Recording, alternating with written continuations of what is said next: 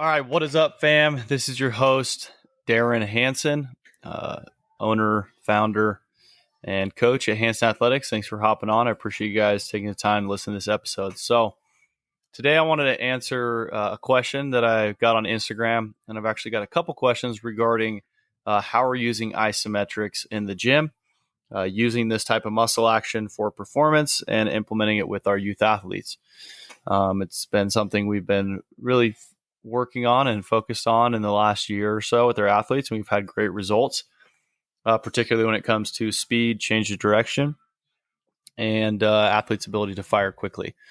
Which, if you are familiar with some of the data on sports, the athlete that's able to produce force the quickest or get to a peak faster is typically having great success on the field, even if they're not as strong or they're not able to produce as high of forces. If they can get to a higher force in a shorter amount of time, you might have an athlete that is potentially weaker in the weight room, but performing better on the court or on the field. So, specific question, Coach, where do you like to program your isometric work? I know some like programming them after a concentric focus phase, but can it be used in an in-season focus to reduce time and soreness? Isometrics in this platform are something newer to me. Thank you. So to answer that question specifically, we use them in a lot of different ways. It's more for us about getting them in. In season, it's a great way to not load the athlete too much, but fire up the nervous system. So, for example, out of season, we may actually have, or in season, we may actually have the isometric be the main strength movement paired with a couple other things. But most of the time, what you'll see is we will use our concentric focused or our lifting movement as a compound movement like you would out of season. But we keep that lighter and we focus more on how much force they're producing and how quickly. So we have bar sensors and we do bar velocity. So if you're unfamiliar with that, it's basically instead of tracking total weight on the bar, the weight on the bar is dictated by how fast they can move it. So we have a certain range of speed that they're supposed to hit with their reps without a lot of fall off. And then they get to load the bar as heavy as they can, staying within that range. This works very well for multitudes of reasons. It allows athletes to move fast. I always have said, lift fast, be fast, lift slow, be slow. So very simple layman terms. But our athletes that can move heavier weights faster are always better than our athletes that can move heavy weights slower, right? So it just makes sense.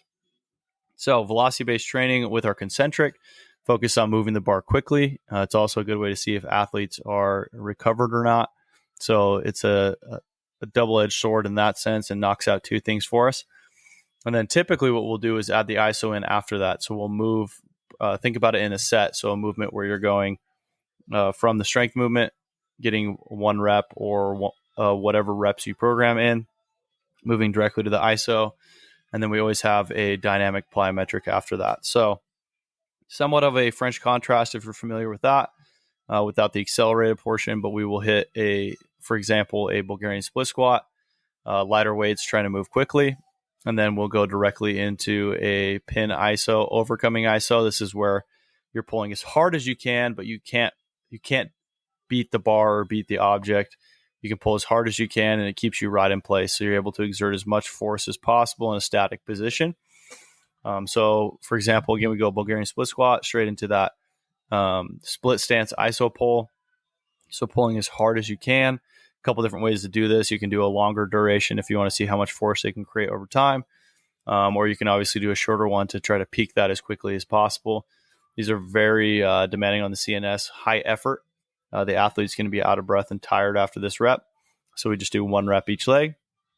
And then for this example, we would go directly into a split jump and switch. So basically hitting the same movement pattern, getting concentric focus, moving fast, hitting an isometric, pushing as hard as you can quickly, and then going into a plyometric and having that fired up nervous system and trying to put that all together into a quick movement, getting off the ground quickly and being explosive. That is kind of the potion we're working with right now. A lot of different ways to explore this and develop it over time, as we will. But that is the main way that we do this. And this can be done with any movement and any combination of movement. Just stay within the the dynamics of if you choose a split squat, I'd recommend doing your iso in a split position and your jump in a split position. If you're doing bilateral, keep it the same there as well. Give the athlete an opportunity to get those positions in that range of motion repeatedly through the different muscle actions. Obviously, the plyometric is going to have a high eccentric. So if you look at it as a whole, you're going to get the concentric, you're going to get the isometric, and you're going to get the eccentric. And it allows you to develop an overall dynamic athlete.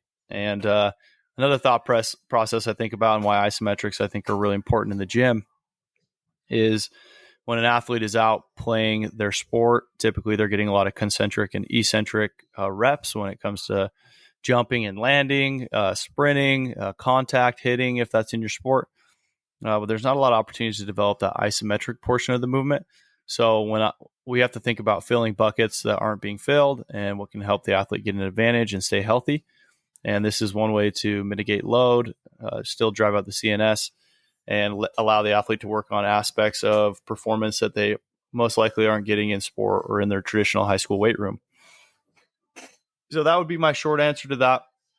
That's how we're using it. If there are any further questions, let me know. Appreciate you guys tuning in. Going to be putting out a lot of these short podcasts, just answering specific questions.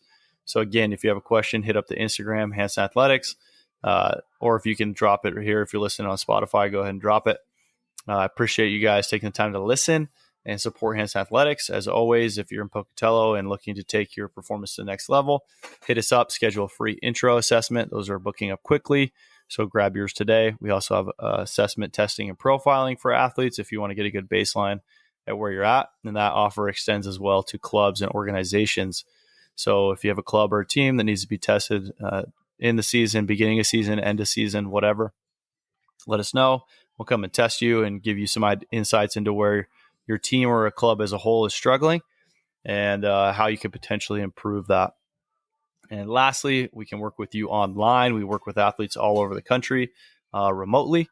If that's something you're interested in, hit us up as well. We'll write you a program and allow you to train like we do and drop videos in and get coach feedback and all that good stuff. So again, appreciate you guys. Have a good day. And let me know if you have any questions. Coach D out. We made it. Thanks for listening to the episode. If you have any further questions, please reach out via any social media channels or our website. And make sure to check out our on-site and online training options. We appreciate you taking the time to listen to the episode. And if you have any further topics you'd like to discuss, let us know and we'll make sure to cover them. Thank you.